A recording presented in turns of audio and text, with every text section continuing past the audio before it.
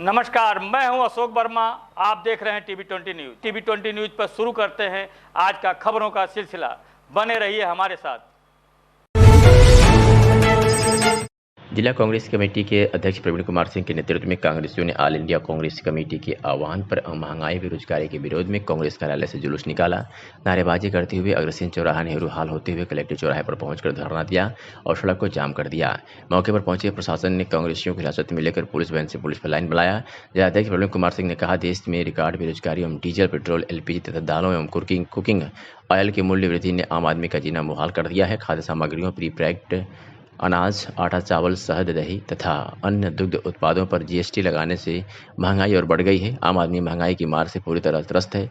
सरकार द्वारा जल्दीबाजी में थोपी गई अग्निपथ योजना में कई जोखिम है, जिसने सशस्त्र बलों की वर्षों से चली आ रही परंपराओं और लोकाचार और देश के करोड़ों युवाओं की आकांक्षाओं को नष्ट कर दिया है। देश की युवा हताश एवं निराश है। सरकार तानाशाही पर उतारू है। आज से 8-9 वर्षों पहले 3 शर्तों के साथ ही उद्देश्यों को लेकर के आई थी कि महंगाई कम कर जो रुपए का दाम गिर रहा है इसको नहीं गिरने देंगे। तमाम तरह की बातें जो आप लोगों के पब्लिक डोमेन में बताने की आवश्यकता नहीं। इस समय जो ज्वलंत मुद्दा है कि खाद्य पदार्थों पर उन्होंने जीएसटी लगाई, दही दूध तक पर भी लगाया।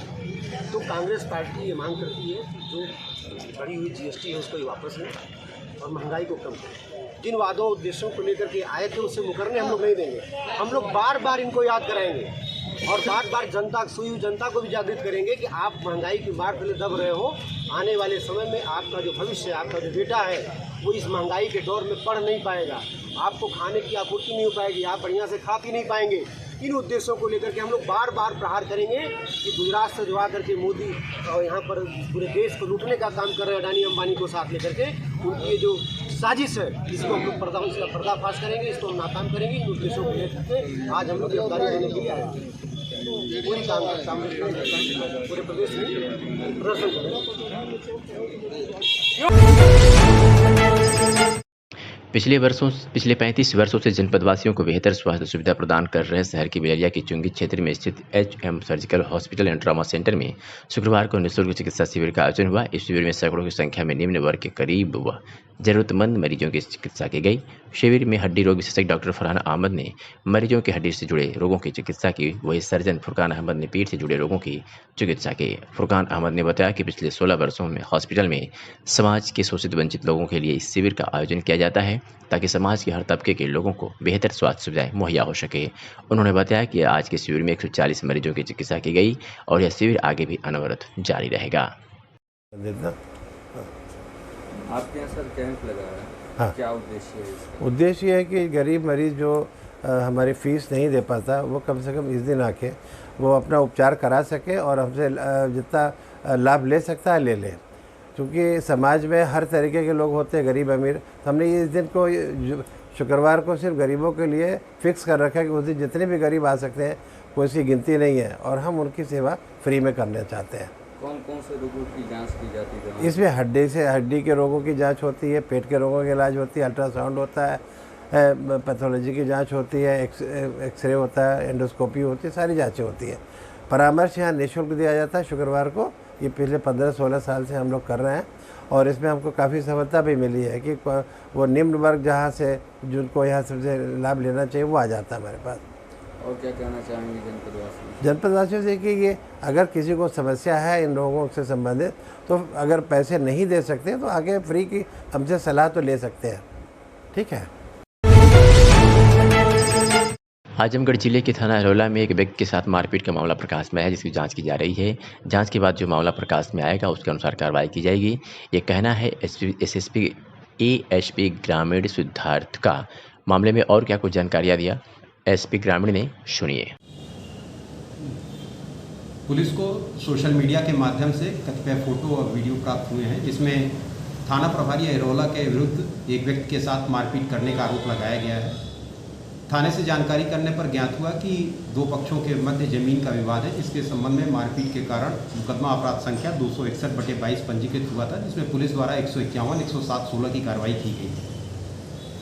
पुलिस पर लगाए गए मारपीट के संबंधी आरोपों की जांच संबंधित क्षेत्र अधिकारी द्वारा की जा रही है। जांच में जो भी तथ्य प्रकाश में आएंगे अथवा जिनका दोष पाया जाएगा उनके विरुद्ध अग्रेतर विधिक कार्रवाई की जाएगी।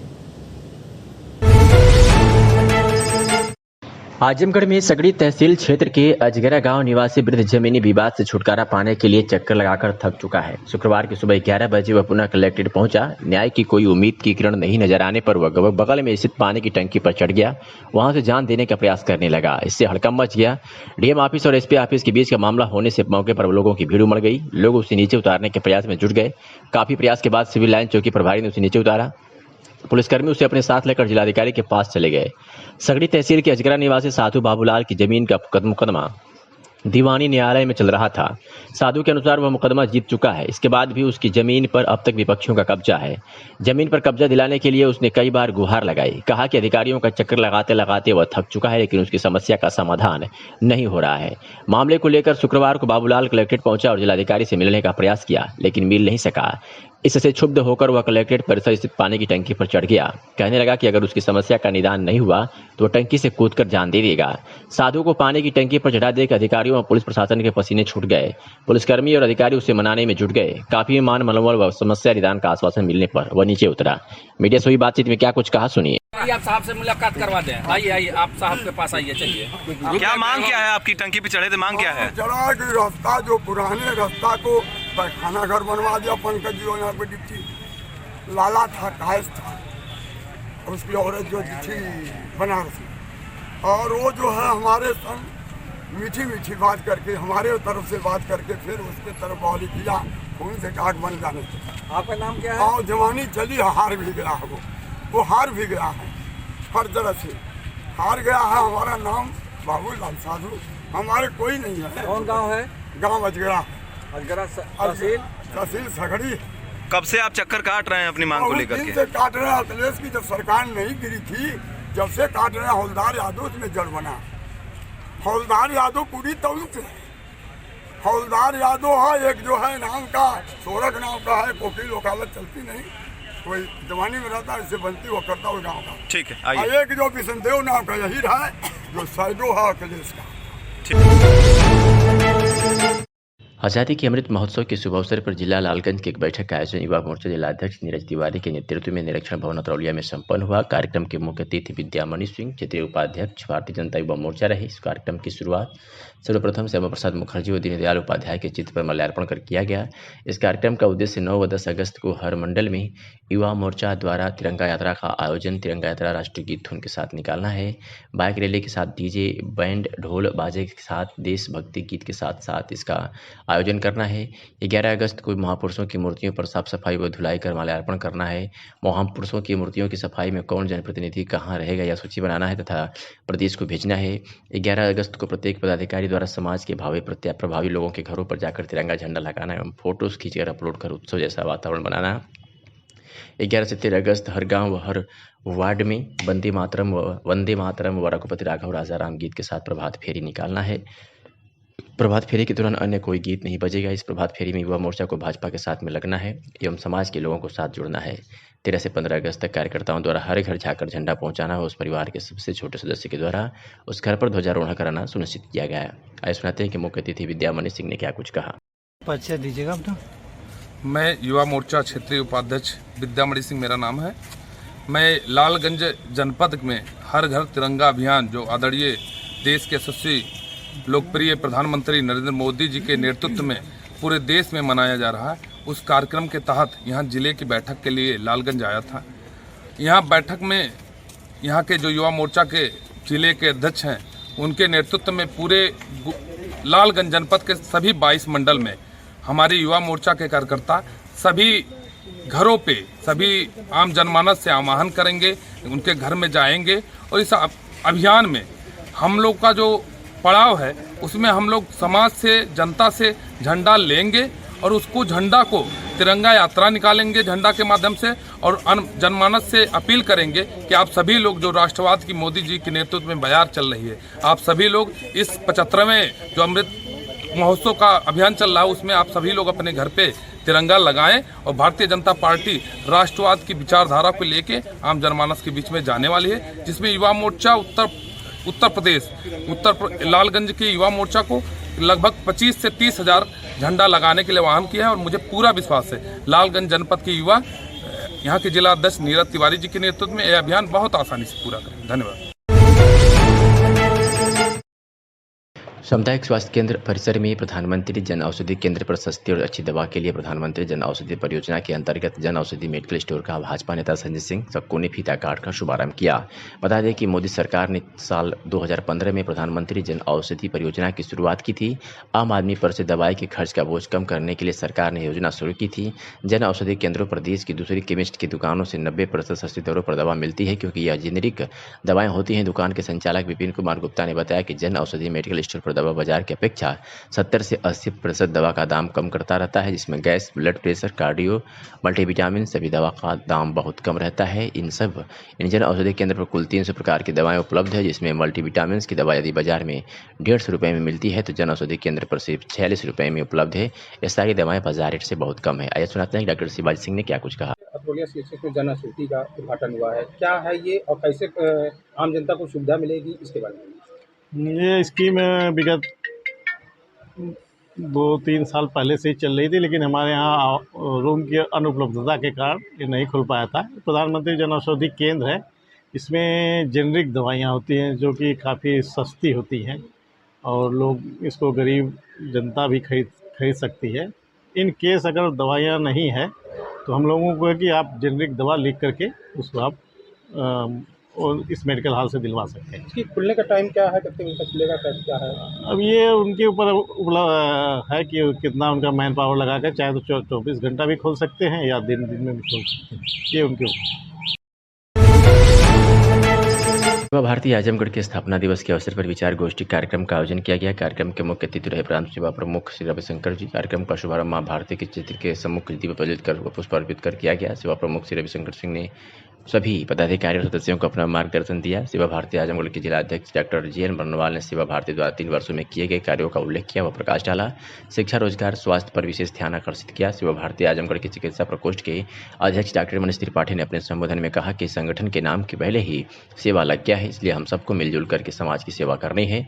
गोष्ठी संपन्न होने के बाद सेवा भारती परिवार द्वारा करतालपुर स्थित मुसहर बस्ती को सेवा बस्ती के रूप में चयन किया गया, जहाँ सेवा भारती के सभी पदाधिकारियों ने उस बस्ती में जाकर के वहाँ के बच्चों को पठन पाठन के लिए पठन सामग्री उपलब्ध कराई व साथ में फल व मिष्ठान भी वितरित किया गया।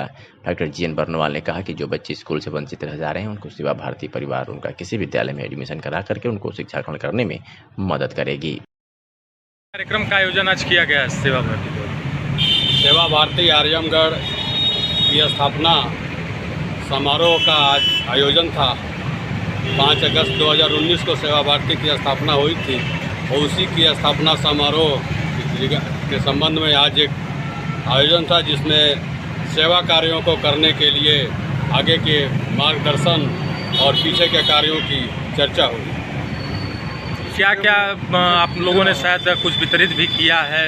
और सेवा बस्ती करतालपुर मुसहर बस्ती को हम लोगों ने सेवा बस्ती के रूप में चयन किया और उनके गांव में गए, वहां पर बच्चों को कापी, किताब, पेंसिल, रबड़ और मिष्ठान वितरण किया गया। महिलाओं को कपड़े के बने हुए झोले वितरण किए गए ताकि ये प्लास्टिक का प्रयोग बंद करने के लिए उनका आह्वान किया गया।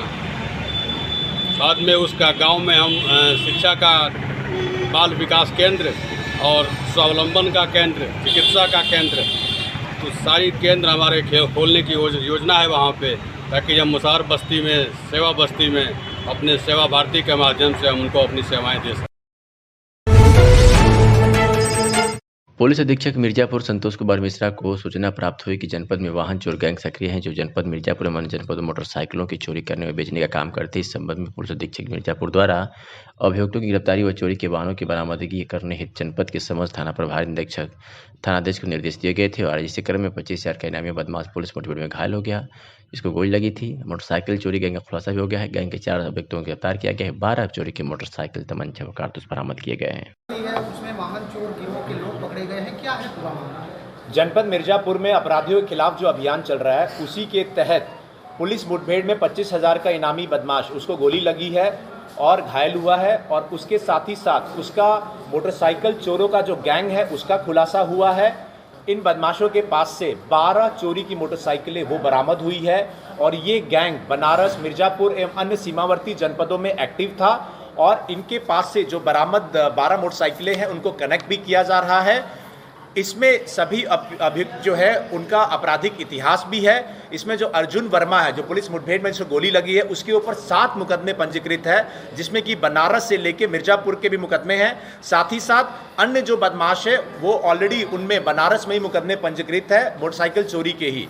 इस तरीके से जनपद मिर्जापुर में एक बड़ा जो गैंग था मोटरसाइकिल चोरी करने वाला, उसको पकड़ा गया है। सराहनीय कार्य करने वाली हमारी टीम को 25,000 रुपये इनाम से पुरस्कृत भी किया जा रहा है। सीओ चुनार के नेतृत्व में थाना अदलहाट की टीम के द्वारा ये कार्य जो किया गया है। बनारस में इन पे ऑलरेडी मुकदमे हैं। पूछताछ में इन्होंने बताया है कि वाराणसी जनपद, मिर्जापुर, चंदौली इत्यादि में इनका मूवमेंट था। इनके पास से यूपी 65, यूपी 67, यूपी 63 इत्यादि जो नंबर हैं वो भी बरामद हुए हैं। साथ ही साथ पूछताछ में ये भी बताया है कि ये मोटरसाइकिल चोरी करने के बाद में बड़ी चतुराई से उसका नंबर प्लेट चोरी करके उसको चलाते थे, उसको यूज़ करते थे। तो इन पे उसकी भी धारा, फॉर्जरी इत्यादि की धारा वो भी बढ़ाई गई है। इन्होंने जहां जहां बेचा है उसको भी ट्रैक किया जाएगा और भी इसमें फर्दर कार्रवाई करके संभवतः और भी वाहन इनके बरामद किए जाएंगे चोरी के। मैनपुरी के कस्बा भगांव में गम के माह मुहर्रम की 5वीं तारीख की अलमों का जुलूस मोहल्ला मोहम्मद सईद निवासी गुलजार अहमद पुत्र अब्दुल जलील खां के आवाज़ से दोपहर 2 बजे फातिहा खुआने के बाद परंपरागत तरीके से निकाला गया, जो कि पुलिया वाली मस्जिद, मुख्य बाजार, सब्जी मंडी, चौराहा जामा मस्जिद, जैन मंदिर, पीपल मंडी, मोहम्मद चौहरी, पट्टी गली, मोहम्मद नदाफान, मोहम्मद चौधरी, मोहम्मद हवेली, मोहम्मद करियानी, मोहम्मद प्रेम चिरैया होता हुआ देर सांक मोहल्ला मोहम्मद सईद स्थित हाजी बाबू खां के इमाम चौक पर पहुंचा, जहां फतिया खुआने के बाद अपने गंतव्य स्थल पर पहुंचकर समाप्त हुआ, जिसके बाद सभी को मिष्ठान वितरित किया गया। इससे पूर्व जुलूस में अहमद अली ने जुलूस के आयोजक अब्दुल जलील खां, कस्बा इंचार्ज आदेश भारद्वाज, गुलजार अहमद पत्रकार समेत सभी को पगड़ी द्वारा बांधकर सम्मानित किया। वहीं इस जुलूस में आए अखाड़ों की युवाओं ने छड़ी, वाना, हजारा आदि से अपने अपने कर्तव्य दिखाए। आज आपका मुहर्रम की 5 तारीख है, आज आपका जुलूस निकल रहा है, क्या कहना है? और आज का जुलूस 5 तारीख का हमारे घर से निकलता है, पीपल मंडी तक जाता है। और ये कहाँ जाता है? फिर ये चौधरी मोहल्ला हफियापुर होता हुआ, हवेली होता हुआ, करियानी मोहल्ला होता हुआ, प्रेम करिया होता हुआ, फिर अपने स्थान पर हमारे घर पे आ जाता है। कितने बजे कार्यक्रम समाप्त हो जाता है? ये करीब लगभग 6:30 बजे तक खत्म हो गया। क्या नाम आपका? अब्दुल जलील खां। मैनपुरी जनपद की किसनी विकासखंड की ग्राम पंचायत अरसरा संवेदनशील पोलिंग है, जहां आज चुनाव आयोग के निर्देशानुसार दोबारा शांतिपूर्वक मतदान हो रहा है। आपको बता दें कि पिछले वर्ष प्रधानी का चुनाव हुआ था, जिसमें गलत प्रमाण पत्र बनवाकर प्रत्याशी जीता था, जिसका पर जांच हुई, आरोप सही पाया गया और पिछले वर्ष का चुनाव आयोग द्वारा निरस्त कर दिया गया था। आज दोबारा भारी सुरक्षा के बीच मतदान शांतिपूर्ण और निष्पक्ष कराया जा रहा है। मौके पर अपर पुलिस अधीक्षक मैनपुरी व एडीएम भारी फोर्स के साथ मौजूद हैं। बताते चले कि परसों 2 पर्चों में पुलिस की मौजूदगी में तीखी नोकझोंक हो गई थी, उसी के मद्देनजर कड़ी सुरक्षा व्यवस्था रखी गई है। ग्राम अरसारा में ग्राम प्रधानी का उपचुनाव हो रहा है जी, और यहाँ पे 2 पोलिंग सेंटर्स हैं और 4 बूथ बनाए गए हैं। हर पोलिंग सेंटर पे एक उप निरीक्षक और बूथ पे एक हेड कांस्टेबल, 2 आरक्षी, एक लेडी कांस्टेबल और होमगार्ड की व्यवस्था की गई है जी, चारों बूथ। इसके अलावा प्रिस्क्रीन चेकिंग के लिए 2 आरक्षी और 2 महिला आरक्षियों की हर पोलिंग सेंटर की व्यवस्था की गई है। सीएम साहब, सीओ साहब कैंप कर रहे हैं। पीएससी का डिप्लॉयमेंट किया गया है, एक प्लाटून पीएससी है। इसके अलावा बूथ से और पोलिंग सेंटर से 200 मीटर की परिधि के बाहर जी यहाँ पे 2 एसओ इंस्पेक्टर्स को लगाया गया है और चाक चौबंद सुरक्षा व्यवस्था की गई है। ये वोट परसेंटेज के चलते संवेदनशीलता के दृष्टिगत एडिशनल रेस्क्यू राउंड लिया गया है जी। एसडीएम और सीओ मौके पर मौजूद है। ऑलमोस्ट बूथ मिला करके एवरेज 55% से ऊपर परसेंट वोटिंग इसमें पड़ जा रहा है। सोनभद्र पुलिस ने साइबर सेल की मदद से 9 व्यक्तियों के बैंक खाते से धोखाधड़ी किए कुल 3,26,604 रुपये खातों में शिकायतकर्ताओं के खातों में वापस कराए। बता दें कि प्रभाकर सिंह द्वारा जो निवासी बरकरा पोखरा थाना राबर्ट्सगंज के खाते में कुल 19,999 रुपये, शिकायतकर्ता गोविंद चौहान के खाते में कुल 30,000 रुपये और निधि मौर्य के खाते में कुल 99,000 रुपये, अनपरा निवासी अखिलेश कुमार के खाते में 1 लाख रुपये। ऐसे ही 9 व्यक्तियों के खाते से कुल मिला के 3,26,604 रुपये खातों से जो धोखाधड़ी करके जालसाजों ने लूट लिए थे, उनको साइबर सेल ने पुलिस की मदद से खाते में वापस कराया। मामले में पुलिस अधिकारी सोनभद्र ने क्या कुछ कहा है, सुन। जनपद सोनभद्र में अभी हाल के दिनों में अखिलेश कुमार एक अनपरा के हैं, उनके सहित लगभग 9 लोगों ने साइबर ठगी होने के संबंध में शिकायत प्रार्थना पत्र दिया था, जिसमें हमारी साइबर टीम ने जिसमें संजीव यादव उनके साथ जो हमारी टीम है, उन लोगों ने त्वरित कार्रवाई करते हुए साइबर ठगी जो हो गए थे उन लोगों के खाते में 3,26,000 रुपये वापस कराए हैं। और जो भी इस तरह के ठगी का शिकार होता है उसको तत्काल 1930 पे फ़ोन करना चाहिए, जिससे जो उनका पैसा जाता है ठगी का शिकार हो जाते हैं उनकी वापसी की संभावना प्रबल हो जाती है।